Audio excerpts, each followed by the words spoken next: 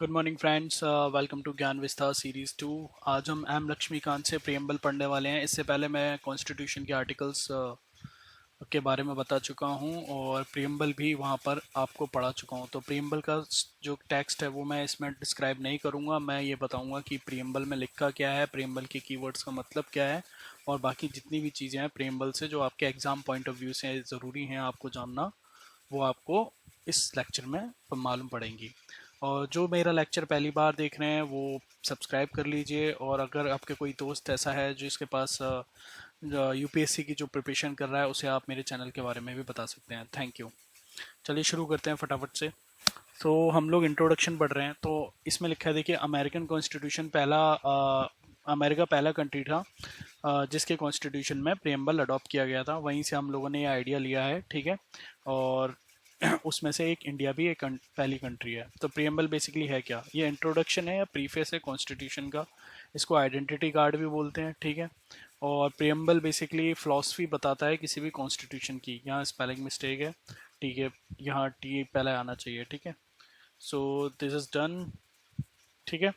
अब बात करते हैं कॉन्स्टिट्यूशन के इंग्रेडिएंट्स की। तो इंग्रेडिएंट्स बेसिकली उसके अंदर क्या है, उसके बेसिक एलिमेंट्स क्या हैं। तो जो पहला बताता है हमें सोर्स ऑफ अथॉरिटी उसकी क्या है, ठीक है। सोर्स ऑफ अथॉरिटी क्या है, नेचर ऑफ द डॉक्यूमेंट क्या है, ऑब्जेक्टिव क्या है इस कॉन्स्टिट्यूशन का, और डेट ऑफ अडॉप्शन क्या है, ठीक है। तो source of authority, we the people of India. याद करिए, अगर आपने वो आर्टिकल प्रियम्बल का वो टेक्स्ट एक्सप्लेनेशन नहीं देखा है तो आप वहाँ जाके देख सकते हैं। प्रियम्बल में लिखा हुआ है we the people of India, मतलब पीपल ऑफ इंडिया मतलब हम लोग, those people who have the citizenship of India whether they are residing within the territory of India और outside the territory of India, it doesn't matter, ठीक है।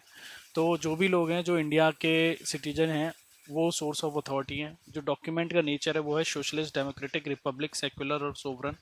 और आप मुझे बताइए इनमें से कौन सी टर्म है जो आपकी 42 अमेंडमेंट 1976 से डाली गई है, ठीक है। तो आप मुझे जल्दी से कमेंट सेक्शन में जाके ये चीज़ बताइएगा। अब ऑब्जेक्टिव क्या है कॉन्स्टिट्यूशन का? जस्टिस है, लिबर्टी है, देन इक्वालिटी है, फ्रेटर्निटी है, यूनिटी है, इंटीग्रिटी ऑफ इंडिया। ये आपके कुछ कीवर्ड्स हैं जो आपको याद होने चाहिए। ये सारे आपके ऑब्जेक्टिव्स हैं कॉन्स्टिट्यूशन के, जो कि हमें ये बताते हैं कि जितने भी आर्टिकल्स इस कॉन्स्टिट्यूशन में हैं वो इन सारी प्रिंसिपल्स को सपोर्ट करते हैं। इसको adoption, do hereby enact adopt on 26 November of 1949, ये कॉन्स्टिट्यूशन के प्रियम्बल में लास्ट डेट है। And we give this to ourselves. So 26 November 1949 को ये अडॉप्ट किया गया था, ठीक है, और इनेक्ट भी किया गया था, मतलब लागू किया गया था, ठीक। तो अगर आपसे क्वेश्चन आता है कि when did preamble adopted by the constituent assembly, 26 November 1949 is the answer. When it is has been enacted 26 November 1949, again it is the answer, ठीक है। adopt and enact is mentioned in the preamble। चलिए, keywords, अब जो प्रियम्बल्स के keywords हैं उसके बारे में पढ़ लेते हैं फटाफट से। देखिए, सोवरन, सोवरन लिखा हुआ है यहाँ पर, ठीक है। सोवरन का मतलब क्या है? एक इंडिया एक ऐसी कंट्री है ना कि वो तो किसी पे डिपेंडेंट है और ना ही किसी की डोमिनियन है, ठीक है। जब एक्चुअल में स्टोरी क्या है, जब आप मॉडर्न हिस्ट्री पढ़ेंगे तो 1947 में जब बात हुई थी तो 1947 इंडिपेंडेंस एक्ट से हमारी दो डोमिनियन बनी गई थी, एक इंडियन डोमिनियन और एक पाकिस्तान डोमिनियन, ठीक है। तीन, और एक और थी हमारी प्रिंसली स्टेट्स। तो कॉन्स्टिट्यूशन में लिखा गया हम किसी की डोमिनियन नहीं है, हम ना ही किसी की डिपेंडेंसी हैं। सो वी आर इंडिपेंडेंट, ठीक है, वी आर इंडिपेंडेंट स्टेट। हमारे ऊपर कोई अथॉरिटी नहीं है। हम अपने इंटरनल और एक्सटर्नल अफेयर्स अपने आप ही कर सकते हैं, हमें किसी के डिसीजन की जरूरत नहीं है, ना ही कोई एक्सटर्नल अफेयर हमारे इंटरनल मैटर्स में, एक्सटर्नल कंट्री हमारे इंटरनल मैटर्स में हस्तक्षेप करेगी। तो ये लिखा हुआ है इन 4 पॉइंट में। Implies India is neither a dependency और nor a dominion of country, independent state, no authority above internal and external affairs, free to conduct, ठीक है। तो दो, इंडिया ने अपनी full time membership commonwealth nations को दी है। मतलब कॉमनवेल्थ एक जितनी भी आपकी ब्रिटेन की गुलाम कंट्रियां थी, आई विल से स्लेव्स कंट्रियां थी, कॉलोनी थी, ठीक है, उनकी एक एसोसिएशन है Commonwealth of nation. India full time member है, ठीक है, और ब्रिटेन उसका हेड है, पर इंडिया सोवरन कंट्री है। बट ये एक्स्ट्रा कॉन्स्टिट्यूशनल पार्ट है, राइट, ये कॉन्स्टिट्यूशन के अंडर नहीं आता, ठीक है। चलिए, और इसकी मेंबरशिप होने से या यूएन की मेंबरशिप होने से या किसी वर्ल्ड की और ऑर्गेनाइजेशन के मेंबर होने से जिसका कोई और हेड है, वो इंडिया की सोवरेनिटी पे इम्पैक्ट नहीं करेगा। एक बात साफ है, ठीक है। सोशलिस्ट की बात करते हैं हम लोग, तो आपका है सोशलिस्ट में आपकी जो टर्म है आपकी वो है 42 कॉन्स्टिट्यूशनल अमेंडमेंट एक्ट 1976 से डाली गई थी, ठीक है। और ये डायरेक्टली कहीं मेंशन नहीं है कि सोशलिस्ट की डेफिनेशन नहीं प्रोवाइड की गई कॉन्स्टिट्यूशन के किसी भी आर्टिकल में। ये इनडायरेक्टली लागू होती है डीपीएसपी से, directive principle of state policies. ये आपके फंडामेंटल राइट्स के बाद आता है नेक्स्ट चैप्टर में, ठीक है, ये हम पढ़ेंगे। तो बेसिकली ये उनके थ्रू आपकी इम्प्लीमेंट होती हैं, ठीक है। जो सोशलिज्म का मतलब होता है, जो प्रोडक्शन का रिसोर्सेज है, प्रोडक्शन एंड डिस्ट्रीब्यूशन का, वो गवर्नमेंट के हाथ में होना चाहिए, ठीक है। यानी nationalisation of means of production and distribution and private property का अबॉलिशन, ठीक है। लेकिन हम लोग फॉलो करते हैं डेमोक्रेटिक सोशलिज्म, ना कि प्योर सोशलिज्म। इसमें हम लोग मिक्स्ड इकोनॉमी पर फोकस करते हैं, जहाँ पर गवर्नमेंट रेगुलेटर की तरह काम करती है प्राइवेट और पब्लिक सेक्टर के बीच में। और इसका एम होता है पावर्टी को, इग्नोरेंस को, डिसीज को, इनइक्वालिटी ऑफ अपॉर्चुनिटी को मिनिमाइज करना। खत्म तो देखो किसी भी चीज़ को नहीं किया जा सकता, तो खत्म नहीं बोलना चाहिए हमें। We should be minimizing all the negative impacts in the society, ठीक है। और अब इसमें एक क्वेश्चन बनता है, न्यू इकोनॉमिक पॉलिसी ऑफ 1991 जो कि है लिबरलाइजेशन, प्राइवेटाइजेशन एंड ग्लोबलाइजेशन, जो डॉक्टर मनमोहन जी के टाइम पर लाई गई थी, जब इंडिया के फॉरेक्स रिजर्व बहुत कम हो गया था। तो उसने सोशलिस्ट प्रोविजन इंडियन कॉन्स्टिट्यूशन के थोड़े से डाइल्यूट किए थे। वो कैसे किए थे आप मुझे कमेंट में जरूर बताइएगा, कमेंट सेक्शन में, ठीक है। उससे आप ही का फायदा होगा, आपकी नॉलेज बढ़ेगी, ठीक है। यूपीएससी के कैंडिडेट हैं आप, आपको इतना पता होना चाहिए। तीसरा जो कीवर्ड था वो सेक्युलर है। सेक्युलर का मतलब होता है आपका धर्मनिरपेक्ष, एक ऐसी गवर्नमेंट जिसके लिए कोई रिलीजन स्टेट से एसोसिएटेड नहीं है। वैसे सेक्युलर का प्योर सेक्युलरिज्म, बेसिकली दो तरीके के सेक्युलरिज्म होते हैं, प्योर सेक्युलरिज्म और एक नॉन सेक्युलरिज्म, राइट। तो प्योर सेक्युलरिज्म में क्या होता है, state is separated from the religion, state has no interest with the religion and there is a, मतलब हर वहाँ पर हर व्यक्ति को एक और राइट होता है वहाँ पर, उस राइट को बोलते हैं what was that right called, the right to blasphemy, right. तो राइट टू ब्लास्फेमी मतलब आप किसी भी रिलीजन का, आप अगर आपको लगता है कि वो रिलीजन मतलब उसमें ऐसा कोई कंटेक्स्ट है जिसको आप मजाक उड़ा सकते हो, या आप उसके फन वे में आप उस पर कटाक्ष कस सकते हो, तो आपको कटाक्ष कसने का अधिकार है। बट इंडिया में ऐसा है नहीं। इंडिया में जो सेक्युलरिज्म है वो हर धर्म पर इक्वली फोकस करता है, हर धर्म का इक्वल स्टेटस है गवर्नमेंट के लिए, और हर धर्म की बराबर ही प्रोटेक्शन दी जाएगी गवर्नमेंट की साइड से, ठीक है। और सुप्रीम कोर्ट ने यह भी कहा है कि ये इम्प्लिसिटली फंडामेंटल राइट्स में आर्टिकल 25 से 28 तक एनश्राइंड है, जो कि हम फंडामेंटल राइट्स में पढ़ेंगे। सेक्युलर कीवर्ड भी हमारा इनिशियली एडेड नहीं था प्रीएम्बल में, ये भी 42 अमेंडमेंट एक्ट 1976 से डाला गया था, ठीक है। अब डेमोक्रेटिक की बात करते हैं। ये डॉक्ट्रिन ऑफ पॉपुलर सॉवरेनिटी पर डिपेंड करता है, जिसका मतलब होता है कि पीपल मतलब सिटीजन ऑफ इंडिया और सिटीजन ऑफ एनी स्टेट, उनके पास अल्टीमेट पावर होगी। और वो अल्टीमेट पावर क्या होती है, एडल्ट चाइल्ड सफरेज, मतलब राइट टू वोट, सिंपल, ठीक है। आप लोग क्या करते हो कि गवर्नमेंट इनडायरेक्टली इलेक्ट करते हो, और वो आपके बिहाफ पर आपको रेगुलेट करने के लिए 5 साल के लिए या फिर उससे कम साल के लिए, depending upon the democratic governments, वो आपको लॉज और रूल्स बनाती है, राइट। तो ऐसा किया क्यों जाता है, एक कंसेंसस, एक इंग्लिश में टर्म होता है। बेसिकली देखिए, अगर इंडिया की बात करें तो इतनी बड़ी पॉपुलेशन के ऊपर अगर आप हर कोई बंदा डायरेक्ट जाके कंसेंसस बनाने की कोशिश करेगा तो वो नेक्स्ट टू इम्पॉसिबल है, right. It's next to not impossible, I will say it is impossible. तो हम लोगों ने क्या किया, मोड ऑफ जो डेमोक्रेसी था वो इनडायरेक्ट चूज़ किया, मतलब रिप्रेजेंटेशनल डेमोक्रेसी, ठीक है। और जिसमें हम लोग बात करते हैं तो उसमें भी दो टाइप की होती हैं, प्रेसिडेंशियल और पार्लियामेंटल, ठीक है। हम लोगों ने चुना पार्लियामेंटल, जहाँ पे आपका जो लेजिस्लेटिव और एग्जीक्यूटिव के बीच में बैलेंस बना रहता है, ठीक है। एग्जीक्यूटिव रिपोर्ट करता है लेजिस्लेटिव्स को, लेजिस्लेटिव रिपोर्ट करते हैं एग्जीक्यूटिव्स को। ठीक है।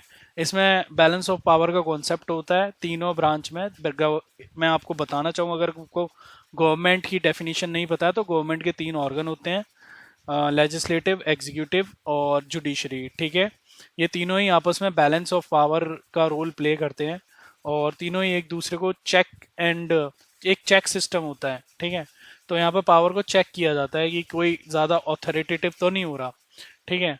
इससे क्या होता है कि कोई भी एक ऑर्गन आपका ज़्यादा ऑथोरिटेटिव नहीं होता नेचर में, और वो लोगों के अधिकारों का, जनरली ये माना जाता है कि अगर कोई ऑर्गन ऑथोरिटेटिव हुआ तो उससे लोगों के राइट्स का दोहन हो सकता है, जैसे कि कॉलोनियल एरा में होता था। तो इसलिए the system of check has been implemented between the 3 organs. तो हम लोगों ने जो गवर्नमेंट की जो टाइप चुना है वो रिप्रेजेंटेशनल टाइप है, representational parliament form of democracy. इसमें एग्जीक्यूटिव्स जो होते हैं वो रेस्पोंडेंट होते हैं लेजिस्लेचर को। एक और होती है आपकी डायरेक्ट, और जिसमें हम लोग डायरेक्ट लोग रेफरेंडम करते हैं, इनिशिएटिव लेते हैं, रिकॉल करते हैं, प्लेबिसाइट करते हैं। मतलब ये तरीके होते हैं जिसके बेसिस जिसको यूज़ करके वो लोग डिसीजंस लेते हैं। स्विट्ज़रलैंड इसका बहुत अच्छा एग्जाम्पल है आज के टाइम पर। ठीक है। तो अब हम बात करते हैं, एक नोट है एम लक्ष्मीकांत में जो डॉक्टर अंबेडकर जी का उन्होंने कोट किया है। वो लिखते हैं कि political democracy can not last unless there lies at the base of it social democracy. मतलब सोशल डेमोक्रेसी के बिना पॉलिटिकल डेमोक्रेसी एग्जिस्ट ही नहीं कर सकती। अब सोशल डेमोक्रेसी क्या है? अब सोशल डेमोक्रेसी के भाई देखो जनरली 3 पिलर हैं, लिबर्टी, इक्वालिटी और फ्रेटर्निटी। और यही हमने पढ़े थे आपके प्रेमबल में। लिबर्टी किसकी? एक लिबर्टी है आपको थॉट्स की, अपने विचार रखने की, एक्सप्रेशन की, बिलीफ की, फेथ की, वर्शिप की। ठीक है। अगर आप अपने आप को एक्सप्रेस ही नहीं कर पाओगे तो आप दबा हुआ महसूस करोगे, और एंड ऑफ द टाइम आप ऐसा, मतलब सोसाइटी में भी हो सकता है आप के अंदर वायलेंस का एलिमेंट आ जाए, तो that is not a democracy, right? Pardon me, sorry. Equality. अब हम इक्वालिटी की बात करते हैं तो equality of opportunity and status, आपका समान अधिकार मिलेगा आपको अपॉर्चुनिटी का। ठीक है। ऐसा नहीं है कि मैं एक विशेष वर्ग को ही मैं सरकारी नौकरी ऑफर करूंगा, या एक विशेष वर्ग को मैं छोड़ दूंगा सरकारी नौकरी से के लिए। ठीक है। और हर विशेष वर्ग का एक इक्वल स्टेटस होगा। मतलब ऐसा नहीं है, गवर्नमेंट की पोजीशन पे जैसे आप या अपॉर्चुनिटी पोजीशन पर जाते हो तो इट डजेंट मैटर वेदर आप SC हो या ST हो, दे ऑल आर इक्वल्स। तो इक्वालिटी यहाँ भी सर्टेन करती है। फ्रेटर्निटी की जब हम बात करते हैं तो भाईचारा, ब्रदरहुड की बात करते हैं। ठीक है। ब्रदरहुड की जब हम बात करते हैं तो यूनिटी और integrity of nation automatically reflect होता है यहाँ पर। ठीक है। कैसे? आप कमेंट करके जरूर बताइएगा, अगर नहीं आता है तो कमेंट करके पूछ लीजिएगा। ठीक है। इसके बिना, इन तीनों टर्म्स के बिना, अब हम कहते हैं in without any of them individual initiative. Individual मतलब जो इंडिविजुअलिटी है, अगर कोई व्यक्ति को अगर लिबर्टी नहीं है, इक्वालिटी नहीं है या फ्रेटर्निटी नहीं है, तो इंडिविजुअल जो कैपेसिटी में जो ग्रोथ करेगा, उसके बाद जो वो इनिशिएटिव लेगा, ठीक है, वो नहीं हो पाएगा। ठीक है। इसलिए जब वो इंडिविजुअल इनिशिएटिव ग्रोथ ही नहीं लेगा और उसके डिसीजंस बायस्ड हो जाएंगे तो पॉलिटिकल डेमोक्रेसी लाई नहीं करेगी, राइट? तो इसलिए ये आपका जो टेक्स्ट है आपका ये इंपॉर्टेंट हो जाता है। रिपब्लिक बात करते हैं तो डेमोक्रेटिक पॉलिटी की बात करेंगे हम लोग। 2 तरीके की रिपब्लिक बेसिकली गवर्नमेंट होती है, मोनार्की और रिपब्लिक। इसमें जो हेड ऑफ द स्टेट होता है वो हेरिडिटरी पोजीशन होती है, जैसे ब्रिटेन में है। रिपब्लिक में क्या होता है, जो हेड ऑफ द स्टेट होता है वो इलेक्टेड होता है, जैसे कि इंडिया में है। तो जो प्रेसिडेंट ऑफ इंडिया है हमारे यहाँ, वो इलेक्ट किए जाते हैं, और वो इनडायरेक्टली इलेक्ट किए जाते हैं। मतलब आपके जो चुने हुए रिप्रेजेंटेटिव है, जो मेंबर ऑफ पार्लियामेंट्स हैं, ठीक है, वो उनके लिए वोट डालते हैं। और क्या बोलते हैं, और मेंबर ऑफ लेजिस्लेटिव असेंबलीज के भी जो इलेक्टेड मेंबर है वो वोट डालते हैं ताकि प्रेसिडेंट को चुनाव किया जा सके। इसका एक पूरा ड्यू प्रोसेस होता है मेंबर प्रेसिडेंट जी इलेक्शन में, वो मैं आपको बताऊंगा। ठीक है। तो इनडायरेक्टली हम कह सकते हैं the people of India possesses the power to choose the president indirectly. Justice की बात करेंगे भाई, देखो सोशल, इकोनॉमिक और पॉलिटिकल जस्टिस भी होती है। ठीक है। पॉलिटिकल जस्टिस मैंने यहाँ नहीं लिखी है, मे बी हो सकता है नीचे आए। ठीक है। ये रहा पॉलिटिकल जस्टिस लिखा है। तो तो सोशल जस्टिस की जब हम बात करेंगे, सोशल डिस्क्रिमिनेशन नहीं हो सकता, क्लास प्रिविलेज नहीं एग्जिस्ट कर सकते, इसके साथ साथ इम्प्रूवमेंट करना है हमें कंडीशन में किसकी, शेड्यूल कास्ट, शेड्यूल ट्राइब और अदर बैकवर्ड क्लासेस के बारे में, ठीक है। इकोनॉमिक जस्टिस की बात करते हैं तो डिस्क्रिमिनेशन नहीं किया जा सकता इकोनॉमिक रिसोर्सेज के बेसिस पर। एलिमिनेशन ऑफ ग्लेयरिंग इनइक्वालिटी, जो इनइक्वालिटीज़ आपको समाज में दिख रही हैं, हम ज़्यादातर कोशिश करते हैं उसको कम करने की और इक्वल अपॉर्चुनिटी देने की। ये देखो, इनके बहुत ही सिंपल सा एग्जांपल बता देता हूँ कि किसी होटल में ऐसा नहीं है कि अगर आप अफोर्ड कर पा रहे हो और आपके कपड़े सही नहीं है, और एक व्यक्ति है जो सूट बूट में जा रहा है, एक व्यक्ति है जो गमछे डाल के जा रहा है, तो आपको रोका नहीं जा सकता, राइट। या फिर आपको टेम्पल एक्सेस से नहीं रोका जा सकता, राइट, कि आप अमीर हो, आप गरीब हो, आप अमीर लोगों के लिए टेम्पल खुले हुए हैं, गरीब लोगों के लिए नहीं खुले हुए हैं, तो ये डिस्क्रिमिनेशन नहीं होना चाहिए। Elimination of glaring inequality, taxation system of India is like one of the best example I can cite here, कि आपकी अगर तनख्वाह कम है तो आप पे कम टैक्स लगेगा, तनख्वाह ज़्यादा है तो ज़्यादा टैक्स लगेगा, और वो जो पैसा टैक्स का जाता है वो इनडायरेक्टली गवर्नमेंट की पॉलिसीज इंप्लीमेंट करने में जाता है, जो इनडायरेक्टली उन लोगों को फ़ायदा होता है जो गरीब हैं, ठीक है। इक्वल अपॉर्चुनिटी दी जाती है, भाई देखो सबके लिए समान रूप से वैकेंसी निकाली जाती है, सब अप्लाई कर सकते हो, ठीक है। अब बात करते हैं सोशल जस्टिस और इकोनॉमिक जस्टिस को मिला के हम लोग बोलते हैं डिस्ट्रीब्यूटिव जस्टिस, क्योंकि हम लोग बेसिकली डिस्ट्रीब्यूटिव जस्टिस को क्या कर रहे हैं, हम डिस्ट्रीब्यूट कर रहे हैं लोगों के बीच में, right. Government is kind of a controlling factor, regulator here and controller also, and they are trying to like distribute the resources and burden throughout the society, right। तो मैं लिखता हूँ यहाँ पर कि distributive justice concerns the fair equitable distribution of resources and burden through out the society, वही बोल रहा है, ठीक है। जो प्रिंसिपल ऑफ डिस्ट्रीब्यूटिव जस्टिस है वो ये कहता है कि हर पर्सन सेम लेवल पे होना चाहिए मटेरियल गुड्स के, इंक्लूडिंग बर्डन्स और सर्विसेज के लिए, पर ये वर्चुअली पॉसिबल नहीं है, ठीक है। जितना इसको मिनिमाइज किया जा सकता है हम मिनिमाइज करने की कोशिश करते हैं, ठीक है। Principle is most commonly justified on the ground that people are morally equal and that equality in material goods and services is the best way to give the effect to this moral idea। तो ये basically ये कह रहा है कि अगर लोगों का मॉरल इक्वल होगा, ठीक है, और वो कैसे होगा, अगर उनको गुड्स और सर्विसेज इक्वली मिल रहे हैं तो उनकी जो मॉरलिटी पर जो इफेक्ट पड़ेगा वो सेम ही होगा। तो इस तरीके से हम इस कॉन्सेप्ट को जस्टिफाई कर सकते हैं, ठीक है। अगर आपको और भी पढ़ना है डिस्ट्रीब्यूटिव जस्टिस के बारे में तो ये टेक्स्ट पढ़ा हुआ है, ठीक है। आपको ये आप इस यूआरएल से आप जाके पढ़ सकते हो, बहुत अच्छी वेबसाइट का आर्टिकल था ये, मैंने यहाँ आपको लगा दिया आपके लिए, ठीक है। पॉलिटिकल जस्टिस की बात करेंगे तो इक्वल पॉलिटिकल राइट्स दिए गए हैं, पॉलिटिकल ऑफिस के लिए आप इक्वली एप्लीकेबल हो, ठीक है। इक्वल वॉइस है आपकी गवर्नमेंट में बनाने में, मतलब आपको 18 से ऊपर वाले को सबको सेम तरीका का अधिकार है, ऐसा नहीं है किसी को 2 वोट मिल रहे हैं, 2 वोट डालने का अधिकार है, या किसी को 4 वोट डालने का अधिकार है, सबको एक ही वोट डालने का अधिकार है, ठीक है। इक्वल पॉलिटिकल राइट्स हैं, हर पॉलिटिकल ऑफिस के लिए एक व्यक्ति एलिजिबल है, सेटिस्फाइंग एन एलिजिबिलिटी क्राइटेरिया, ठीक है। अब बात करते हैं हम लिबर्टी की, ठीक है। तो लिबर्टी का जो कॉन्सेप्ट है आपका thoughts, expression, belief, faith, worship, religion के बारे में है, ठीक है। फ्रेंच रेवोल्यूशन से लिया गया है, 1789 से 1799 तक फ्रेंच रेवोल्यूशन होता है, ठीक है।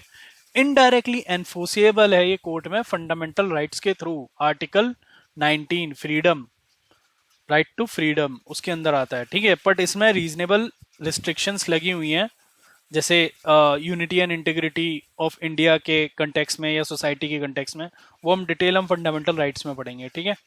क्या क्या रीजनेबल रिस्ट्रिक्शंस लगी हुई हैं किस राइट पर, ठीक है। तो अब हम बात करते हैं 8th कीवर्ड की, इक्वालिटी। ऑलरेडी हम बात कर चुके हैं, स्पेशल प्रिविलेज नहीं होंगे, स्टेटस अपॉर्चुनिटी इक्वल होगी, फंडामेंटल राइट आर्टिकल 14 में गिवन है, पॉलिटिकल राइट आर्टिकल 325 और आर्टिकल 326 में गिवन है, ठीक है। ये 325 कहता है, ये याद रखना, ठीक है, ये बहुत इंपॉर्टेंट आर्टिकल है, कोई भी पर्सन को आप इनएलिजिबल घोषित नहीं कर सकते रेस, रिलीजन, कास्ट और सेक्स के बारे में, सेक्स को लेके। ऐसा नहीं है कि मतलब आप किसी को बोलो कि तुम एससी कैटेगरी के बिलोंग करते हो या एसटी कैटेगरी को बिलोंग करते हो इसलिए आप पॉलिटिकली लीडर नहीं बन सकते आप, या इन साफ शब्दों में कहूँ आपको एमएलए या एमपी बनने का अधिकार नहीं है, ठीक है। और आर्टिकल 326 बात करता है एडल्ट चाइल्ड सफरेज के बारे में, भैया 18 से ऊपर हो, एक single vote single person, simple, ठीक है। डीपीएसपी आर्टिकल 39 के बारे में बात करते हैं, एडिक्वेट लिवलीहुड की बात करता है और इक्वल पे एट वर्क की बात करता है। ऐसा नहीं है कि मतलब अगर वुमेन है तो उसको कम पैसा मिलेगा और आदमी है तो उसको ज़्यादा पैसा मिलेगा। अगर समान पोस्ट है तो समान आपको पैसा मिलेगा। ठीक है, ये गवर्नमेंट ऑफिस में आप जाके देख सकते हो कि ऐसा नहीं है कि किसी मेल वर्कर को ज़्यादा तनख्वाह मिल रही है अगर वो ऑफिसर क्लास ए ग्रेड में है, और या फीमेल ऑफिसर को कम तनख्वाह मिल रही है। दोनों की बराबर तनख्वाह होगी, बराबर पर्क्स होंगे। ठीक है, फ्रेटर्निटी की बात करते हैं तो भाई ये ब्रदरहुड की बात करता है। ठीक है, इट इंडिकेट्स द ब्रदरहुड। ठीक है, ये कैसे प्रमोट होता है भाई? सिंगल सिटीजनशिप है सबके बारे में। ऐसा नहीं है कि किसी को डुअल सिटीजनशिप दी गई है तो ब्रदरहुड हमारा ब्रेक हो रहा है। अगर सपोज करो डुअल सिटीजनशिप है, एक बंदा कनाडा का डुअल सिटीजन एक सिटीजनशिप होल्ड करता है और एक इंडिया की भी होल्ड करता है, तो at certain time he will be saying like I belong to the Canadian territory, right, I do not belong to Indian territory. ठीक है, to as a mean of superiority, right, और ये होता भी है जनरली। ठीक, तो भाई इंडिया गवर्नमेंट ने क्या किया, एक सिंगल सिटीजनशिप दे देते हैं, now you belong to a one territory and everybody is common and it help us to promote the harmony, right. तो यहाँ पर स्टेटस इक्वल हो जाता है। फंडामेंटल ड्यूटीज में भी कहा गया है कि फ्रेटर्निटी कैसे प्रमोट की जाएगी। भाई ये हम हर सिटीजन की ड्यूटी है, हार्मनी और स्पिरिट ऑफ कॉमन ब्रदरहुड वो प्रमोट किया जाए, ट्रांसेंडिंग रिलीजियस, लिंग्विस्टिक, रीजनल और सेक्शनल डाइवर्सिटी। मतलब आप रिलीजन, लिंग्विस्टिक, रीजनल और सेक्शनल डाइवर्सिटी जो भी है आपकी, चाहे आप हिंदू हो या मुस्लिम हो, या आप तेलुगु बोलते हो या हिंदी बोलते हो, ठीक है, या आप south India, north India, east India, south India, जहां से भी आप बिलोंग करते हो, it doesn't matter. If people meets with each other, it is their duty to promote harmony and spirit of common brotherhood. ठीक है, ये फंडामेंटल ड्यूटीज का पार्ट है आर्टिकल 51A का।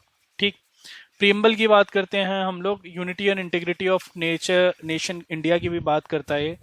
ये बेसिकली साइकोलॉजिकल भी है जो कि फॉर एग्जांपल ब्रदरहुड में अगर कोई व्यक्ति है या कोई एक सेक्शन है इंडिया का, सपोज करते हैं जम्मू कश्मीर की बात करते हैं यहाँ पर, ठीक है, तो वहाँ पर कुछ सेसेशनिस्ट लोग हैं जो आपकी कम्युनलिज्म को प्रमोट करके जम्मू कश्मीर को अलग करना चाहते हैं इंडिया से।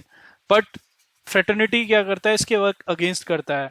हम यूनिटी और इंटीग्रिटी पे काम करेंगे, हम साइकोलॉजी पे काम करेंगे, ठीक है, ताकि इंडिया की जो यूनिटी है और इंटीग्रिटी है, संप्रभुता, वो बनी रहे। ठीक है, और इसके साथ साथ डिग्निटी ऑफ इंडिविजुअल पे भी काम करेंगे। ठीक है, अगर किसी व्यक्ति की अगर हम डिग्निटी हर्ट करते हैं तो वो क्या करता है, अगर सपोज करो एक 10 लोगों का ग्रुप है, उसमें से 2 लोगों को बार बार टारगेट किया जा रहा है, तो at a certain point of time वो विद्रो कर देंगे, वो लड़ेंगे उन 8 के अगेंस्ट। तो उससे क्या हुआ, यूनिटी टूट गई उस ग्रुप की, राइट। तो डिग्निटी ऑफ इंडिविजुअल भी साथ लेना जरूरी है इसके, unity and integrity of India के। तो प्रियम्बल में ये भी लिखा गया है। अब बात करते हैं सिग्निफिकेंस ऑफ प्रियम्बल भाई। अब पॉलिटिकल, इकोनॉमिक और सोशल मॉरल्स एनश्राइंड है जो कि कॉन्स्टिट्यूशन में उसको एम्बॉडी करता है। ठीक है, अब कॉन्स्टिट्यूंट असेंबली का ये विजन था, के एम मुंशी कहते हैं। ठीक है, तो कैसे कह सकते हैं, के मुंशी कहते हैं ये हॉरोस्कोप है किसका, सॉवरन डेमोक्रेटिक पीपल्स का। यहाँ की कैरेक्टरिस्टिक बताई है उन्होंने कि यहाँ के जो लोग हैं सॉवरन है, डेमोक्रेटिक है पीपल, और ये उनका हॉरोस्कोप है, मतलब जो फ्यूचर बताता है। ठीक है, अर्नेस्ट बार्कर कहते हैं ये की नोट है कॉन्स्टिट्यूशन का, जिसमें प्रिंसिपल दिए गए हैं सोशल और पॉलिटिकल। ठीक है, की नोट मतलब ऑफ कॉन्स्टिट्यूशन मतलब एक आधार है संविधान का। ठीक है, और ये वो अपनी किताब में लिखते हैं, principle of social and political theory 1951 में ये किताब उन्होंने लिखी थी। अब हम बात करते हैं एम हिदायतुल्लाह, ये फॉर्मर सुप्रीम कोर्ट के चीफ जज थे। ये कहते हैं कि ये declaration of independence of United states of America को रिजेंबल करता है। ठीक है, और डिक्लेरेशन से भी ज्यादा है। ठीक, तो ऑब्वियसली बात है, ह्यूमन राइट्स, इंडिपेंडेंस और काफ़ी सारे वैल्यूज, फंडामेंटल राइट्स, उन सबको ये एनश्राइंड करता है। तो ये इसकी सिग्निफिकेंस है प्रियम्बल की। तो हम कह सकते हैं फिलॉसफी ऑफ द कॉन्स्टिट्यूशन है। ठीक है, अब एक इशू है कि इसमें बताते हैं कि preamble is a part of a constitution और नॉट। तो भाई हमने अभी तक प्रियम्बल के बारे में पढ़ा, preamble is a like introduction और philosophy, represent the philosophy of the constitution. तो क्या ये संविधान का पार्ट है या नहीं है? तो इस पर सुप्रीम कोर्ट का एक केस आता है, बैरूबरी यूनियन केस था, बेसिकली 1960 में था। तो उसमें सुप्रीम कोर्ट कहते हैं कि preamble is not a part of the constitution and it is amendable, right. तो उसके बाद केशवानंद भारती केस आता है वर्सेस स्टेट ऑफ केरला 1973 में इन सुप्रीम कोर्ट। उसमें ये अपने ही अर्ली डिसीजन को रिवर्स कर देते हैं और कहते हैं कि preamble is a part of a basic structure of the constitution and you can not amend it, right, by simple amendment. ठीक है। और क्यों, ऐसा क्यों? क्योंकि constitution is interpreted in light of the principle enshrined in the preamble. क्योंकि संविधान को अब इंटरप्रेट करने की जो पावर सुप्रीम कोर्ट में है, उसकी वो कहां से उठाएगा? उन कीवर्ड से पावर उठाएगा जो कि प्रीएम्बल में मेंशन्ड है। मतलब प्रीएम्बल में आत्मा है सुप्रीम कोर्ट की, आप कैसे उस आत्मा को चेंज कर दोगे? ठीक है। और एलआईसी का केस होता है 1995 में, उसने अपने आप को पुराने जो केशवानंद भारती जो केस होता है उसके जजमेंट को वो असर्ट करते हैं और कहते हैं कि preamble is a integral part of Indian constitution. तो हम कहेंगे yes, preamble is a part of a Indian constitution. ठीक है। अब अमेनेबिलिटी अंडर आर्टिकल 368। ठीक है। अब भाई ये बेसिक स्ट्रक्चर का पार्ट हो चुका है प्रीएम्बल, तो ये अमेंडेबल नहीं है। ठीक है, अंडर आर्टिकल 368। और अंडर आर्टिकल 368 क्या है?